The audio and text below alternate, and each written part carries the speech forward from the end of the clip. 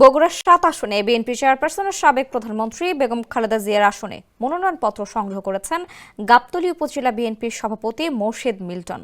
শনিবার দুপুরে গাবতলী উপজেলা নির্বাচন অফিস থেকে তার পক্ষে মনোনয়নপত্র সংগ্রহ করেন উপজেলা বিএনপির সিনিয়র সহসভাপতি ও প্রভাষক আশরাফ হোসেন। গাবতলী উপজেলা নির্বাহী কর্মকর্তা মোহাম্মদ হাফিজুর রহমান বিষয়টি নিশ্চিত করে বলেন, শনিবার মোট 2টি মনোনয়নপত্র সংগ্রহ করা হয়েছে।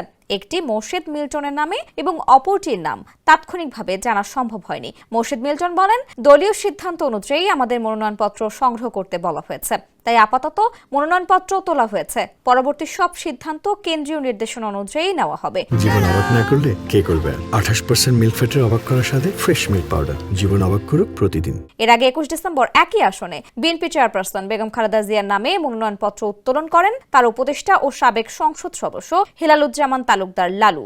বগুড়া 7 আসনটি দীর্ঘদিন ধরে বেগম খালেদা জিয়ার ঐতিহ্যবাহী রাজনৈতিক আসন হিসেবে পরিচিত। এই আসনে দলীয় মনোনয়ন ঘিরে নেতাকর্মীদের মধ্যে আগ্রহ ও আলোচনা বাড়ছে এবং শেষ পর্যন্ত প্রার্থী নির্ধারণে দলের সর্বোচ্চ ফোরামের সিদ্ধান্তই চূড়ান্ত, বলে নেতারা।